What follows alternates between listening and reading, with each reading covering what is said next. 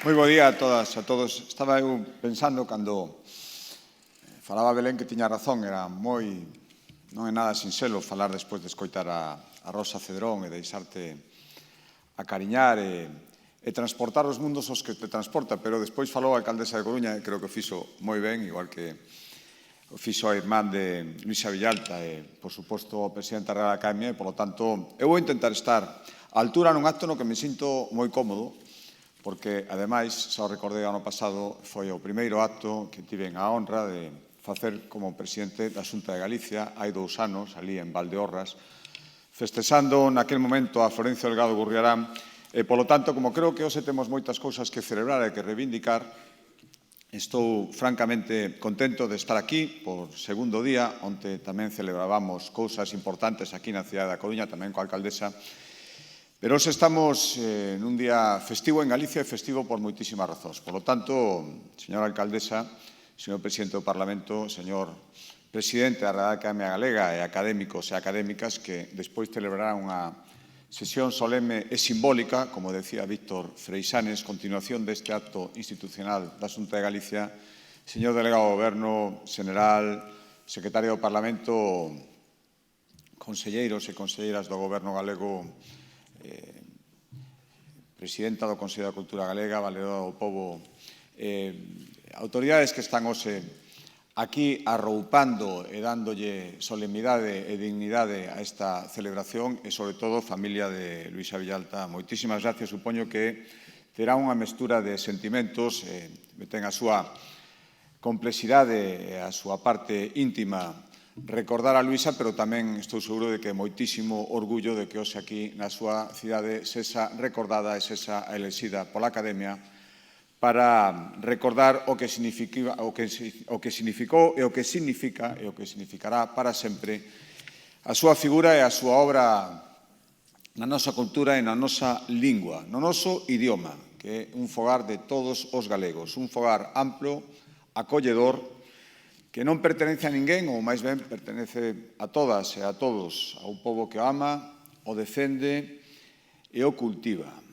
A Galicia democrática de hoxe recibiu esta casa común do noso idioma, da nosa cultura, como un legado e coa misión, co encargo, co deber de facelo aínda máis grande.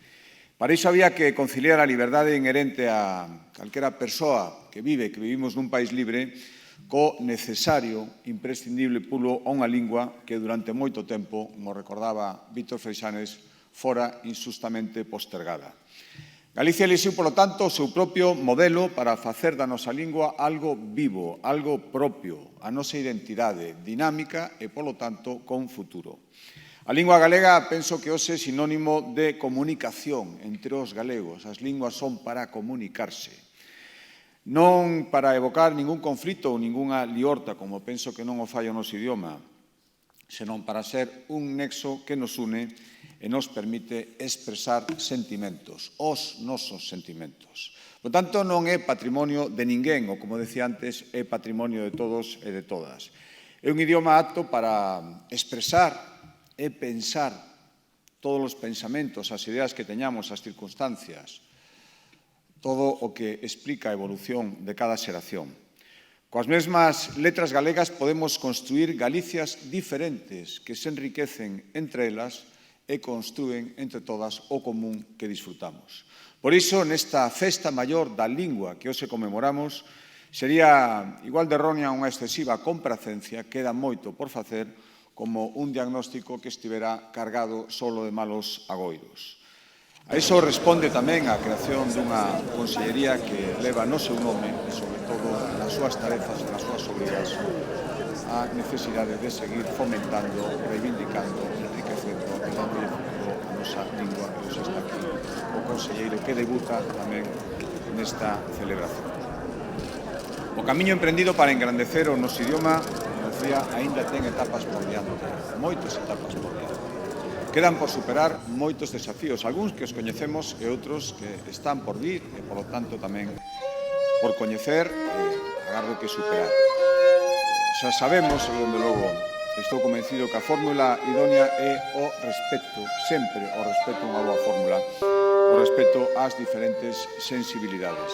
Queda, como decía, moito traballo por facer, pero ao mesmo tempo é difícil negar que xa se dice aquí que o noso idioma, a nosa cultura, vive unha nova primavera.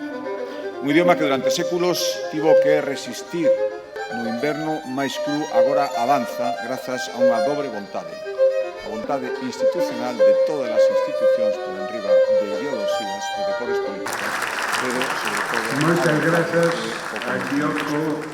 un idioma o noso que viviu intemperie durante máis tempo debido ao se desfruta da protección do sistema democrático e do autogoberno e, polo tanto, do Estatuto de Autonomía da Constitución e das obrigas que aparecen perfectamente reflexadas respecto da súa defensa e do seu fomento.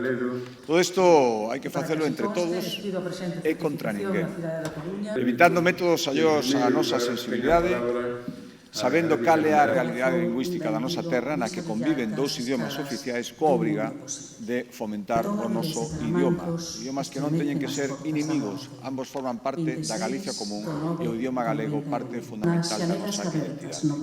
Esa realidade lingüística sobre a que hai que actuar ofrece hoxe un panorama plural. Ese bilingüismo no que as linguas non poden estar afastadas por muros, todo o contrario. No que os galegos poden transitar dunha a outra lingua e moitas veces o facemos de xeito inconsciente e sempre con plena liberdade. E, por tanto, esa relación armónica que se dá entre nós tense que recordar especialmente un día como hoxe, 17 de maio. Pensar que os galegos consideramos a nosa lingua como algo iso, noso, moi noso, que hai que defender e non hai que considerar en ningún caso, endesa máis, todo o contrario, como algo superfluo, complementario ou circunstancial. Ese consenso no que disfrutamos, esa palabra hoxe en Galicia sobre a defensa do noso idioma, ese consenso permitiu superar moitas longas noites de pedra de épocas anteriores. Por tanto, agora hai que unirse para facelo resordir con orgullo, con convencemento. Creo que romper ese consenso sobre esa tarefa obrigada para todos, rompelo sería tanto como imitar modelos que xa amosaron a súa ineficacia e creo que un erro que non debemos cometer. A forza da nosa lingua reside no noso pobo. Sen pobo non hai lingua, polo menos non hai lingua con futuro. Sen lingua de seu, o noso pobo veríase privado dunha parte esencial da nosa identidade. E por iso a importancia de que a comunidade que formamos todos os galegos siga conservando o noso idioma, o idioma propio, como un punto de encontro. Compartimos, polo tanto, a lingua galega e compartimos aos creadores que fixeron dela un instrumento co que expresar sentimentos que nunca, polo tanto, van ser perecedoiros.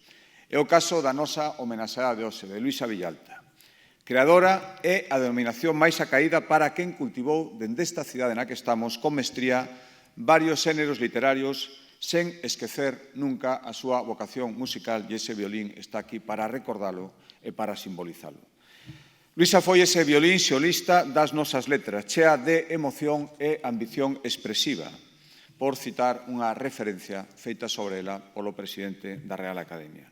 Luisa Villalta resume, polo tanto, en si mesma unha xeración de escritores, de autores que modernizaron a nosa literatura, a nosa cultura, a nosa identidade e o noso orgullo.